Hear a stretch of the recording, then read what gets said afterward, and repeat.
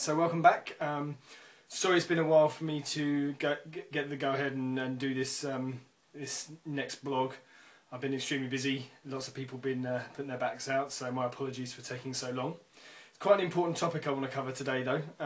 Very important, lots of people hear about it. I'm going to be talking about stress. What stress is. I'm going to try and keep it nice and simple. I think we can go too deep in trying to explain to people what stress is. I think the biggest thing is because it involves a lot of the hormones in the body and the reactions that occur. People like to explain how stress will affect the body and create these changes. Don't think it's actually that important. What's important is that you yourself can choose to make a difference in what stresses you allow affect your body and how you can control them. And there's little changes you can make that will have long-lasting effects on your overall health. So what I want to do to start with is, for me, the way I like to think about stress is really anything that has any effect on the body, be it positive or negative. So something will hit the body and then the body has to adapt to that. It could be a positive thing, so it could create, for instance, if you do a lot of weight training, you want to put muscle on, you'll lift weights which cause changes in the body which create more muscle and hopefully, if you're training correctly, more strength and more stability. That's positive. Now, before we talk about the different kinds of stress and what's positive, what's negative, for me, I like to think of stress hitting the body, and everyone's threshold of what they can deal with is different. So you may have someone who can deal with a lot of stress or believes they can deal with a lot of stress, and you're almost like, how do they do it? How do they keep going? This is just fundamental in their makeup. Their body's better at dealing with it. Maybe they're healthier in the first place, which gives them sometimes more of an ability to cope with stress when it hits the body. What you also have to understand is I'm going to go over 6 main fundamental sort of stressors, or the main aspects of stress. And some people will have more ability to cope with some than the others.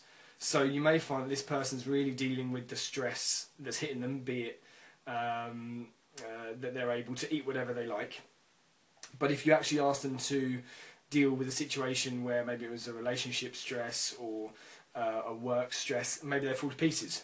And maybe that's just their threshold to deal with that isn't quite so good. So when we talk about these aspects, consider that everyone has their threshold. That's what they can deal with. And what you always want to do is be below your threshold. So whatever you have to alter to bring your overall level of stress down, this is a good thing. And we'll get on to why at the end. And this will relate to a certain form of stress. So first of all, 6, in my mind, fundamental aspects of stress. The first one is psychic stress or emotional stress. This is the one that most people are aware of. It's relationship stress, how you're dealing with your family, how you're dealing with bereavement. We're also talking about the kind of stress where you're at work and everyone's piling the pressure on, you've got deadlines to hit. But also just negative mindset. This is also a form of mental stress. If you're constantly thinking you can't do something, you're not going to achieve it, that's just hitting your body and creating a very bad mindset for any of the goals you want to accomplish. Now these are obviously bad stresses. These are the kind of stresses we need to alter or we need to control. So if you're taking on too much at work, you have to be honest with yourself, and if you can't deal with that, then it's time to delegate, or at least say to someone, look, I'm struggling, I'm having troubles with this. Be surprised how many people will understand. Obviously I understand that in some lines of work that doesn't quite cut it, but we have to try and find the way to deal with these. Now, a good form of psychic stress would be just positive thinking. You'd be surprised how many people find it hard just to think positively if they actually were to film themselves through the day and see how many negative mindsets they have over positive. It's often weighs quite strong in the negative, and there's no need for this. We can take daily steps to just think more and more positively. So try and do that. Try and when something happens that normally you'd get maybe a bit worked up about, just try and laugh it off. Obviously, if it's more serious, that's more difficult. But if it's something very simple or very subtle, then just try and respond to it a little bit differently and just see how you feel. Classic one, road rage. Just see if you can just back off, not get quite so aggressive if you normally suffer with road rage, and just think, well, an accident didn't happen. Gives you a whole new mindset, and you're hitting your body with a whole different type of stress. So that's the first one, mental stress or psychic stress. Second one is nutritional stress. Now, nutritional stress kind of links in with the third one, which is chemical stress, and we'll explain why. But nutritional stress is how you eat your food. So for me, fundamentally, as a check exercise coach and lifestyle coach, I like to think in terms of metabolic typing, which is just how you choose to eat your food, the proportions that you eat your food. Now, if you're eating those incorrectly, that's a huge stress on your body. It doesn't get the right proteins, doesn't get the right carbohydrates, and it doesn't get the right fats. And we're all different. So some people need more protein than others. This can be related to their general makeup. They just require more protein for their internal system to function. It could be because they're training for specific events or work very physically. Other people are good getting by with a lot of carbohydrates. It actually tends to be less. A lot of people do tend to function better with getting protein in, but we won't go into the ins and outs of that. And I am talking more for England. And then obviously the good form of stress is to follow your metabolic type. So if you're a protein type like myself, making sure you weight your meals towards a more protein-based diet. Now, I'll show you a book at the end that's good for covering that. I'm not going to go into that now. But also what we have to put into that is also what kind of food you're eating. Obviously, commercial farming these days, lots of herbicides, pesticides, fungicides, lots of poor quality food, stressed out animals which create poor quality meat, and then we eat it. That's a nutritional stress. Body can't get what it needs from the food. But in the same way, you eat high quality organic food for your metabolic type, you're giving yourself more of a chance, because the body's going to like that stress of trying to get that food, that nutrition out of the food, and it will get a benefit from that as well. So moving on to the third one, which links in with that, chemical stress. Now, we just covered that. Chemical stress is everything you put in your body via your food. So all the herbicides, fungicides, etc. Poor quality water, or not getting enough water. Big stress on the body. Negative stress, that is. Lots of hormones now in the water, which is creating all kinds of internal imbalances.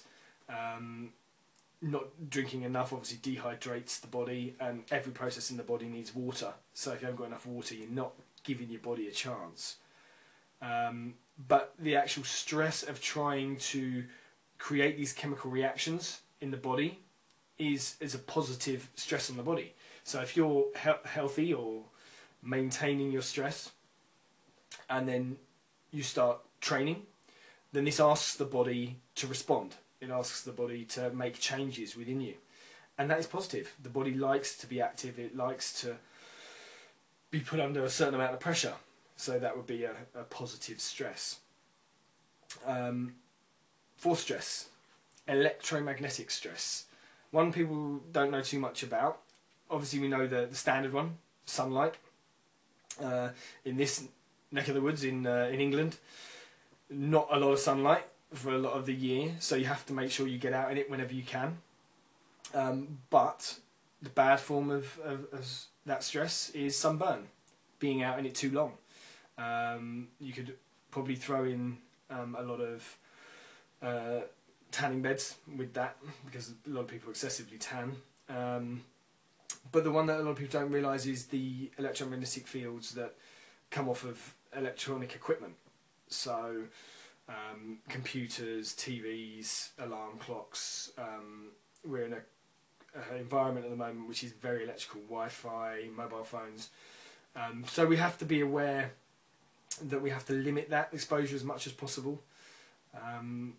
But get the good stress, go out, get sunlight, don't get burnt. Sunlight's great for making a healthier human being. So try and make sure you're getting enough sunlight.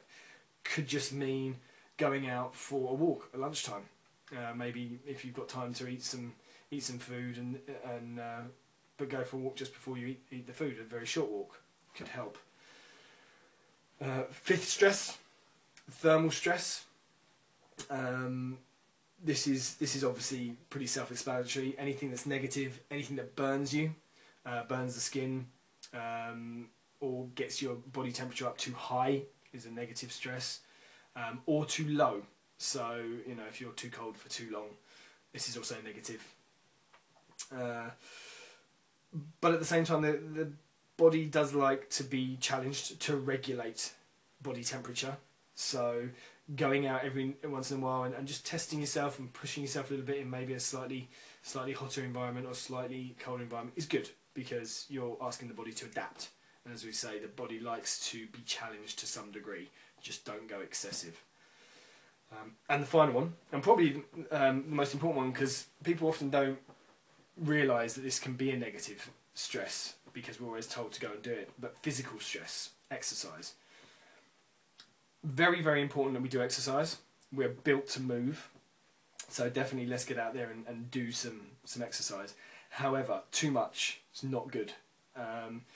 Training when you shouldn't be training. If you're injured, training if you're tired. I mean, overly tired. You don't go down and train. Much more likely to get injured. And especially don't train if all your other stresses are going through the roof, because it's going to put a lot of pressure on your body already, and this is where we'll talk about thresholds. And so if you're already at that threshold, it doesn't take much and you're going to get injured. So we will discuss that in a second. Also, training too little. So unfortunately, both here in America, getting to the point now where people just don't want to do any exercise, which is really bad for your system. Exercise and movement creates health, as long as you're doing it correctly, because you're pumping blood through the body, you're pumping things around the body, you're creating an internal health. If you breathe effectively and properly, that's massaging your gut. It's going to help you with digestion. Therefore, you're going to digest better. So really, really, it is important to exercise. I actually disagree with a little bit with the half an hour 3 times a week or whatever it is they say. I tend to think 4 to 5 times a week for about 30 to 40 minutes is probably pretty normal for a human being. Let's be honest, we used to walk around all the time. So to suddenly be sitting all day and thinking we can get away with 3 days of doing some exercise, don't really buy that one. Obviously it's very good to exercise as well, just been discussing that, but I think regular and smaller amounts is the best approach to go for. This helps maintain your metabolic rate, so you're going to digest your food better, you're going to get more nutrition out of it, you're going to have more energy, and the longer you do this for in a good controlled pattern, the easier it gets, because your body actually wants the exercise, so you don't find such a drag to get down and train.